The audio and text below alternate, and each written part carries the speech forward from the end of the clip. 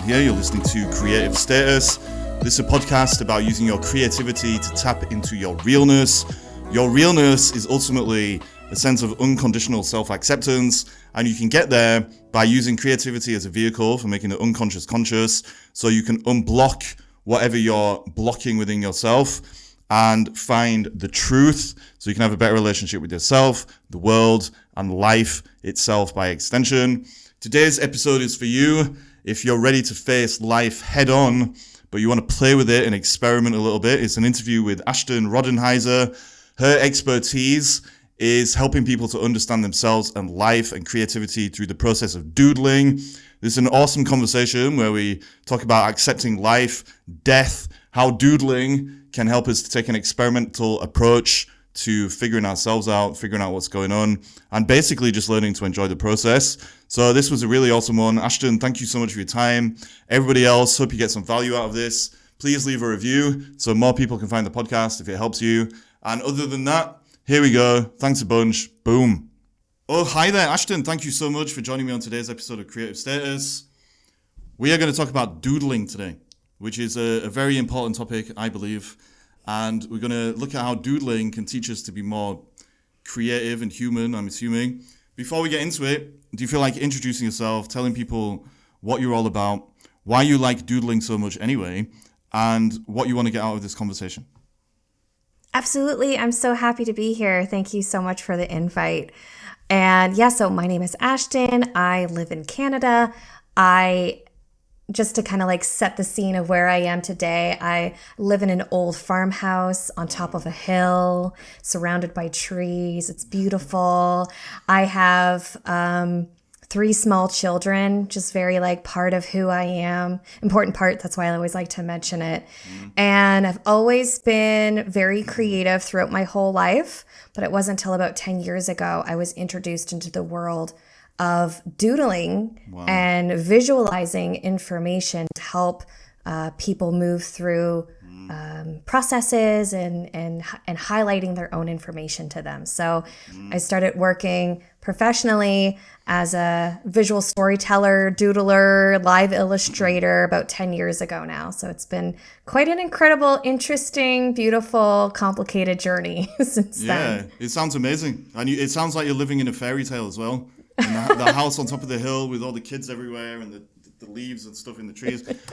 That's awesome. So let's get right into it. What is it about doodling that we can call important? Like, people seem to think doodling is a trivial thing, and it is a trivial thing, but it seems like, if I'm understanding this properly after our last conversation, that the thing that makes doodling important is the fact that it's not important, if that makes sense. Yeah, I really love talking about doodling as a beautiful entry point into creativity. And I find that, there's this huge gap between people who think they're creative and people who don't think. And I feel like there's so many people who really struggle with identifying themselves as a creative person. And that, it's Lisa Condon in her book, Find Your Artistic Voice, calls it like the beginner's gap, is like where you want to be. And I find some people just don't bridge that gap because they're like, oh, well, I'll never be like that person who's super creative. So I'm not even going to bother trying. Right. So I find doodling as like a non-threatening, low barrier to entry way to start making marks that don't have to really mean much in the beginning, to kind of help us start to play around with this idea of our relationship to creativity and what does that look like. So the doodle has got definitely a bad rap. And Sunny Brown, who wrote the Doodle Revolution, kind of redefines what doodling is, which is making meaningless marks to help yourself think. And I really love that sort of new definition of a doodle, where it's actually an incredibly powerful tool to help us build this relationship with our creativity. What does that look like? And get the benefits of what doodling can provide, which is like how we think about information and getting that onto paper. So that's just the beginning of our conversation today. Like this, you've opened up the floodgates now. So let's start right at the beginning. So some people, like you said, do identify as being non-creative, which to me is, it's almost anti-human in a way, which sounds dramatic. But all I mean by that is I believe that all human beings are creative, and our lives are a process of constantly creating a deeper and deeper relationship with ourselves, others, and life itself in wholeness. So we all have that basic level of creativity. Of course, there is another level of creativity where we need to be skilled to get the best results. So if I want to paint like Leonardo da Vinci or whoever, then obviously I need to practice to be able to do that. But in general, we're all creative whether we have those skills or not, because those skills just allow us to express more, not to not be in a state of not being able to express anything, if that makes sense. So the question is, I guess, how do people find themselves in that state, do you think, where they think they're not creative? Where does that come from? Yeah, and I'm definitely on board with you in terms of the same philosophy of really believing that everybody is creative. It's just a matter of what that means to them, right? Like I am very, I have a very musical side to myself and a very visual arts side to myself, but that doesn't mean, I think those guys are very like common ways. That doesn't mean that that's someone's path to creativity. It could be storytelling or humor or whatever it is, right? So, so my experience has been when having conversations with people about this is that at some point in their life, whether they remember it or not, most of the time they do, it was told to them or they had an experience that told them with or without words, you are not creative. And their little brain and how we get wired as like small children, right? That little wire gets like fused together that says, creativity equals not me. Like I am not creative.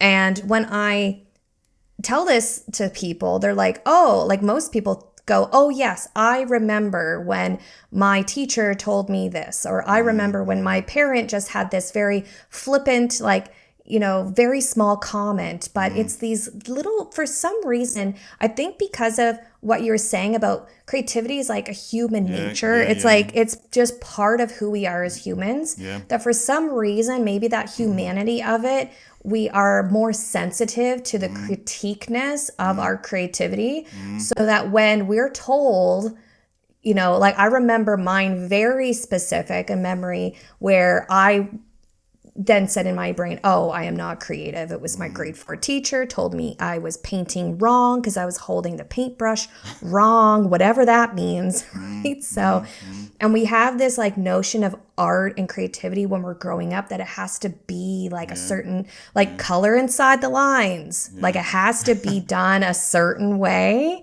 And, sometimes when my children, they like color in the lines, I'm like, don't worry about it. Like, you don't have to do that. But like, even subconsciously, we take on, these ways of being when it comes to creativity, and has to look a certain way and has to feel a certain way. And if it doesn't, then we do this brain connection of saying, oh, well, I am not creative. Yeah. Like ultimately, what we're talking about, if you think about it, is shame and judgment. And absolutely. As soon as shame is brought into our lives, that's when we end up living as a mental construct or the ego rather than the experience of whatever it is that we really are. And so as soon as we internalize that shame and it becomes toxic, that's when we end up holding back, hesitating, being forced basically to conform to some idea and set of expectations that only really exists in our heads because we picked it up from the outside world. And so, as dramatic as it sounds again, that is why doodling can be kind of revolutionary, because ultimately, if I understand all this properly, getting people into the swing of things with doodling is ultimately helping them to start rebelling again in a way. And, do you see what I'm saying? I love that way of looking at it for sure. And like, because the doodle doesn't have like a lot of pressure, right? There's just make some marks, right? Like, whereas someone who has this strained relationship with their creativity, getting them to do something might be like way too outside of themselves. Like it might be way too big of a stretch. Even if giving them like a paint by numbers or something like that might even be like way too like, oh, I can't do it. Right. So I love the relationship we can have with doodling is like, because we see it as like not really important. It's kind of like a beautiful gateway into, you know, stepping into what creativity looks like for them, whether or not they just stop at just doodling, and that's great too.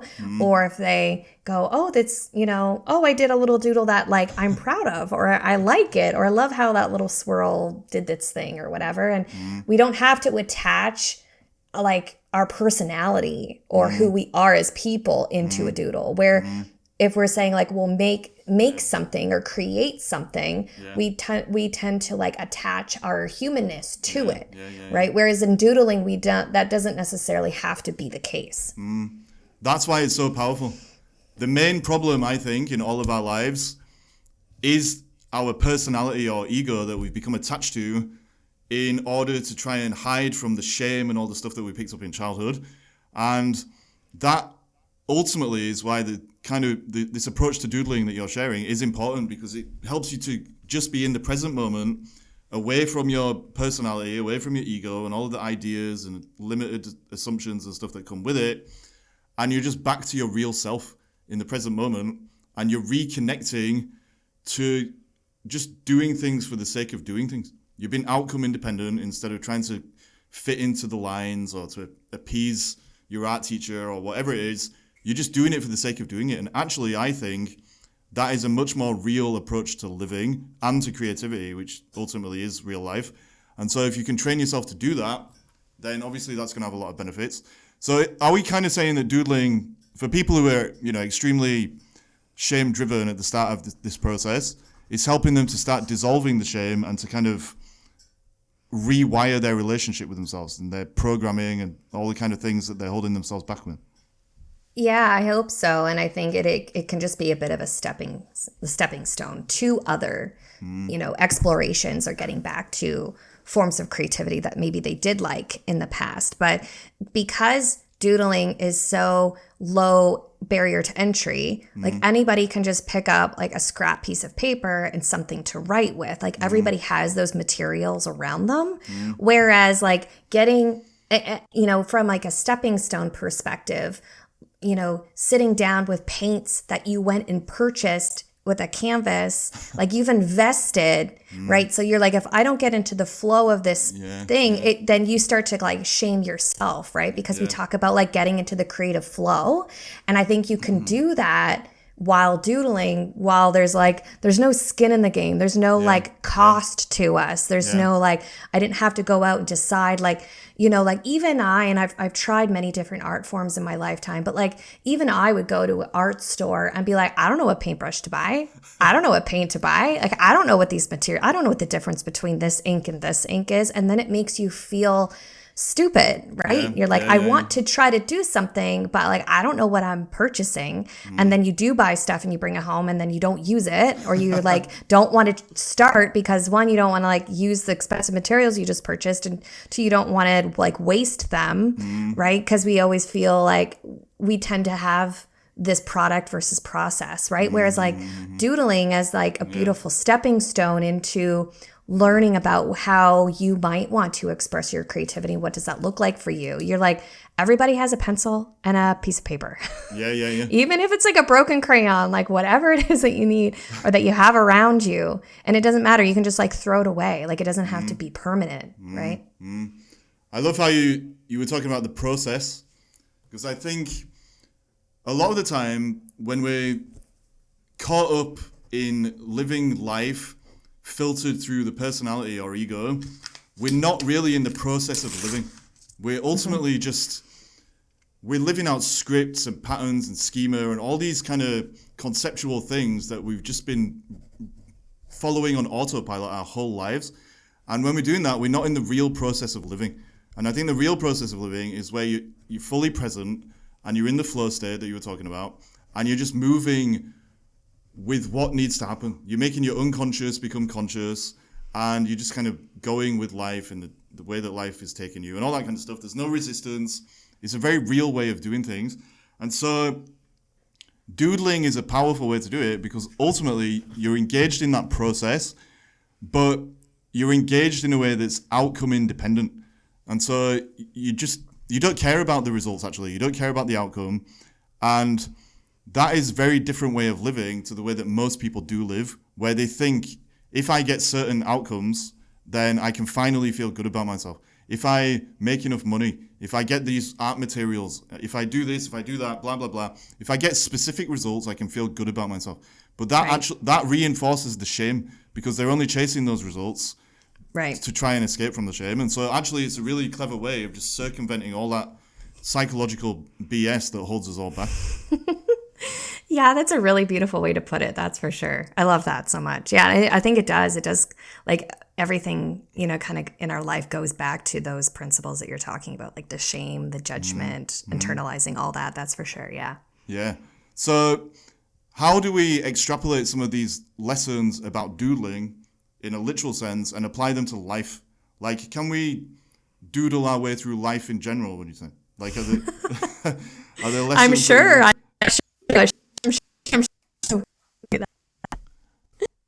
Like, what might it look like, though, if that's not putting you on the spot? Oh, my goodness. I think, like, I almost feel like you have to even take a step back and, like, give yourself permission to just put pen to paper again. Because even that can be, like, a challenge for people, especially now that we're in such a technological space, right? So, it's like, how can we set up our environment so that's like a way that we can, like, if you just have a notepad and pen in front of you at all times, or if you have a notepad and pen in your book bag at all times, right? So that it's like easily accessible, I think. Yeah. So that when you're like, oh, I need to remember this thing. Oh, I could take out my phone and write it in an app thing. And maybe you could do that too. But like, I can't remember. I wish I remember where this came from, but I was listening to a podcast a couple years back and they just kept like a stack of sticky notes in their book bag or whatever with a pen. And they would just, every time someone said something that they wanted to remember, they would write it on a sticky note and then they just throw it in their bag. Wow. And then at the end of the week, they would dump it all out and they would like cipher through and they would throw most of the sticky notes away. Cause they're like, oh yeah, that book recommendation, I'm not actually going to read that, so I throw it and then they keep the things that they actually want to take action on. And I thought that was a really cool way of working. And I love like the doodles and making little notes and things for yourself, because we can give permission for that not to be permanent. It doesn't have to stick around. Whereas like as someone who draws professionally for a living for others, I have to actually tell people, like my clients, please throw this in the garbage. If this is collecting dust after 3 years, like I have to actually tell them that. And they think, no, I never will. And I'm like, yeah, because in 3 years, you'll hear my voice saying, Ashton gave me permission to throw this away, because we always photograph it and it's fine, right? So, but it's like, I think, being able to incorporate making little notes and things for yourself in that way can also give you the permission that it doesn't, like none of it has to be permanent, right? Yeah. That's a really interesting point. The transitory nature of art. Like, there's a lot of pressure, it seems, when we create things. I'm going to take this in a whole curveball direction now that we started talking about like things being temporary. But like, if you think about it, right? Yeah. There's this book. It's a really amazing book. I don't know if you read it. It's called The Denial of Death by a guy called Ernest Becker. Basically, in this book, he says, because we're all secretly scared of dying when we're filtering life through the ego, that's how I interpret it anyway, we try to create these things called immortality projects. And everyone is out there trying to create an immortality project, which is ultimately the most extreme version of outcome dependence. It's like, right, if I create this business, I'm going to leave a legacy. And then when I'm dead, then, people are still going to remember me, or I'm going to paint some amazing pictures, create some amazing music, or whatever it is. That is going to be my immortality project, so that I can basically not have to worry as much about dying. But actually what you're talking about is, okay, we can take a very real approach to like facing life and reality head on by realizing that art doesn't have to lead us down that pathway. Like, actually, we can throw things away. Like you can create a doodle, you can keep the doodle if you want, or you can just like screw up the paper and like throw it in the bin.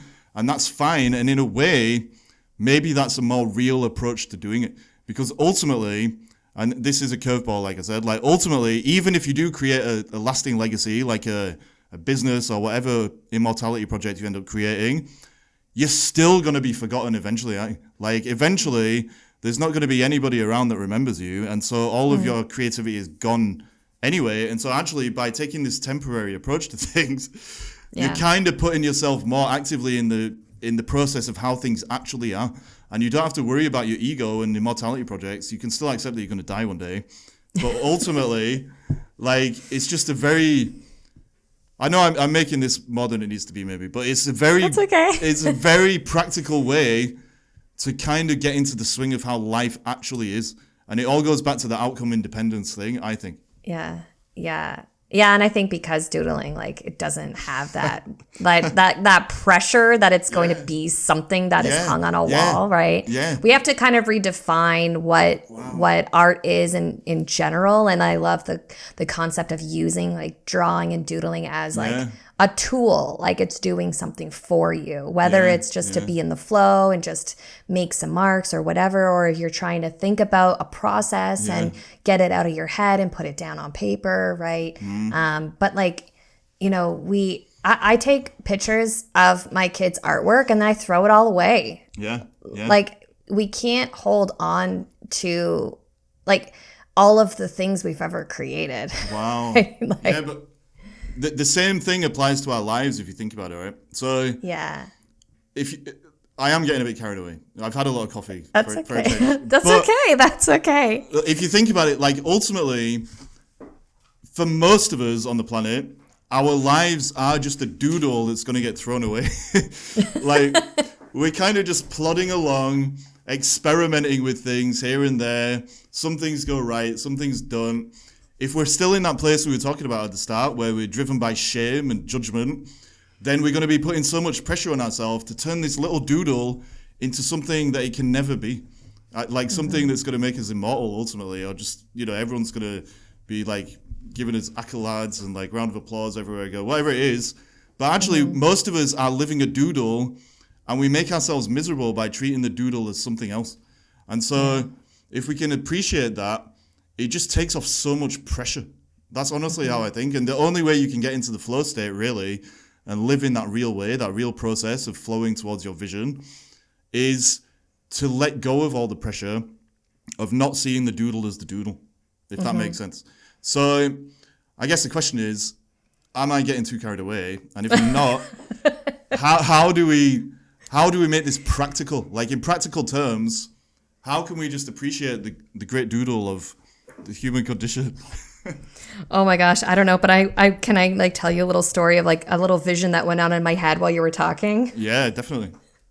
I had this vision of like being in like a super fancy art gallery and just having doodles like on sticky notes all over the wall. And the installation is me taking each one off the wall and putting it in the garbage. Yes. That's the installation.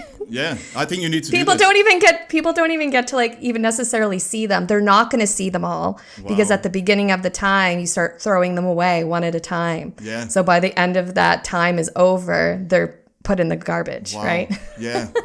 Like now I'm getting an image in my head and it's ultimately like that installation that you've just described is how the universe sees us.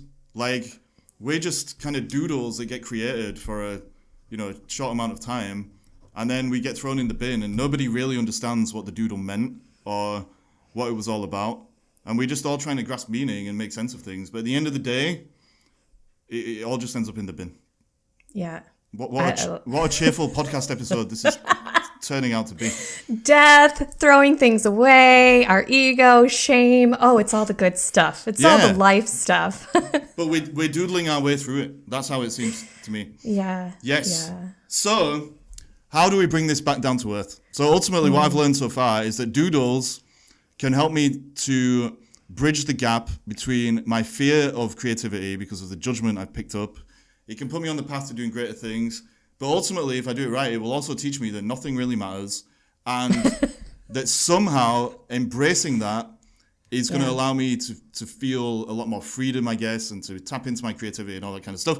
Maybe this is a good point to think about the benefits. So earlier on, you said, there's a lot of benefits to doodling. We've basically concluded that the main benefit is that it's going to help us to accept that we're all going to die one day and nothing means anything. But what are some other benefits of doodling in this fashion that we're now talking about? Oh my gosh. Well, I love to work with people and do doodling in a sense of like looking at our own wisdom, right? And by putting notes and things on paper, it can help us connect to that information and help us remember it. So even when like the things that exists are just the memories in our minds, right? So, just doodling can help us remember up to 29% more of information that we might be listening to. Wow. Right? So if you doodle for yourself or if you're listening to something and making a little doodle, then I love the fact that it can help you remember things. From I love talking about doodling from like a learning perspective. Like, I went back to see if I could find any doodles or notes I'd made of this video that I watched a few months back, and I couldn't find it. And I'm like, well, I don't remember anything from that video that I watched, and I really liked the information, but I can't remember what the guy said. So I have to go back and rewatch it and then make some doodles about it. But I could have saved myself all the time if I would have just made some doodles when I watched it the first time, right? Yeah.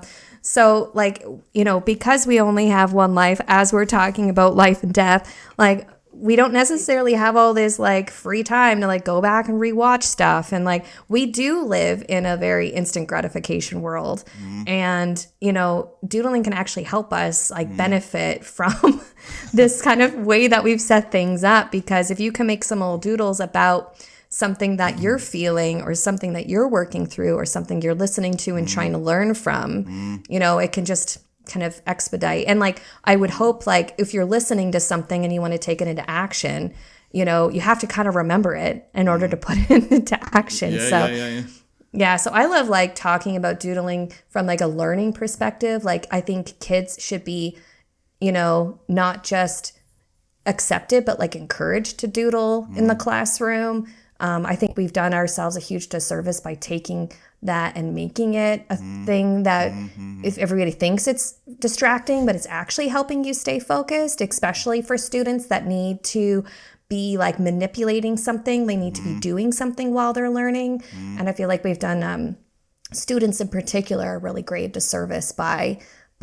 not letting them and shaming them for doodling. Because there's not a ton of science, but the brain science is there because most of us think in pictures, right? But putting a picture to our thinking, to our learning, solidifies that moving forward. Yeah. So that is super practical. Like that's a really amazing thing that you shared. I know you just said there's not that much like scientific research around it or whatever, but do you think we can make an assumption that when you're doing that, you're basically making a stronger connection between your unconscious and conscious mind? So the level of your thoughts and learning and conceptual knowledge and all that kind of stuff. Okay, you're bringing in information, but by doodling, you're basically creating some kind of a picture that your unconscious mind is storing to help your memory, something like that. Like, what do you think is going on? Yeah, I guess it's possible because for me, I feel like when you get into that flow state, when you experience it, that's what you're doing. You're you're tapping into that other side of yourself that isn't necessarily like actively thinking in that moment potentially, right? So yeah, I definitely think there is like a possibility to be able to kind of tap into. But yeah, letting go of it and trying not to worry about the outcome. I like doodling because it just naturally lends itself to not focusing on that outcome, right? Because if you're focusing on the outcome, then it's harder to kind of get into that flow space. Yeah, that's amazing. Well, I feel like we've said a lot more about doodling than I thought we would. Okay. I didn't think we were going to go into death and like immortality projects and all that kind of stuff. If you were going to sum all this up, how would you do that? Like, how do we... what are your final words of wisdom, I guess? Like, based on what we've been saying here today in this episode. Yeah, let's see if I can figure out how to like wrap this all up in a bow. I'm not really sure if I can do that, but I think doodling is natural to us in how we live life, and a beautiful way to be able to kind of step into getting comfortable with our relationship with creativity in a very like non-threatening, barrier-free kind of entry into it. And just would encourage people just to start doodling if they're not a doodler, or just keep going if they are. Yeah. I suppose one final question is, when you like teach people to doodle, is there a process there? Or do you just say, you know, here's a pen, here's paper, see what happens? Or is there a bit more to it? Or Yeah, I particularly teach people how to take notes, visual notes, right? Yeah. So, but when I usually like my first few processes is like, what do they already have, right? Most people, whether or not they love their handwriting, can write letters, right? And breaking down letters are just a series of different shaped lines. So you can draw because you can draw lines, and lines make up everything, right? Yeah. And so usually I start with talking about letters and like, you know, kind of that foundational piece, but then I go into lines and how to use lines and how to draw lines and why do we use lines. And then we take that line and enclose it into a container. So a square, a circle, like, and why you would use those pieces and how can you use them, right? So because I do visual note taking, and it's a really, and sketchnoting is a common term, right? So in terms of like, how when you're listening to information or you're trying to think through your ideas, you can use something very basic like the words you already know how to write, whether or not you like your handwriting, that's fine, and some lines and some squares and right, and then you can get to things complicated. Like that's like way down the line, but usually I just like working with people and showing them like that they can make little doodles just using some lines. Wow. Right, as like a foundational That's amazing. piece. Have you got like I guess a simple exercise that people can do? So if they've been listening to this episode and they're like hyped up now to go doodle, is there like I don't know, like an exercise you can give people or anything like that? Well, why don't I tell you what I was doing while we were talking, which might be interesting to people. I don't know. I just have a little notebook in front of me and a pen, and I just wrote words that stuck out to me as you were talking. So I wrote anti-human, I wrote shame brought in, I wrote internalization, skills, process, and then in really big words, I wrote life is a doodle, we are just going to throw it away. And I connected some of those ideas with some lines and some arrows, right? Wow. Like at its core, I just, you know, what resonated with me while you were talking, and, you know, and some of the words are larger, like the word doodle was really big, shame is really big. And then just using some lines and some arrows, and I wrote a circle around something. Right. And now, like, Wow. I don't need to keep this. I can throw it away after our call. But it was a way for me to like stay present in the moment while you were speaking and being able to have some of those words that I might want to speak to as well. Right. Yeah. Yeah. Like, actually, that's kind of what I've been doing as well. Like, I've just been Nice. just writing death over and over again, and like putting arrows in different places. And some of them are bigger. Little than others. skull, a little crossbow. skulls, Yeah. Like, yes. So anyway, that's awesome. Where can people find you if they want to check out your website and all that kind of thing? Or Yeah, social I media? got a couple different places. Like my professional, like live illustration work is at mindsedcreative.ca, and then all things doodling and sketchnoting is at sketchnote.school. Right. Well, I will share both of those in the show notes. But Ashton, thank you for this.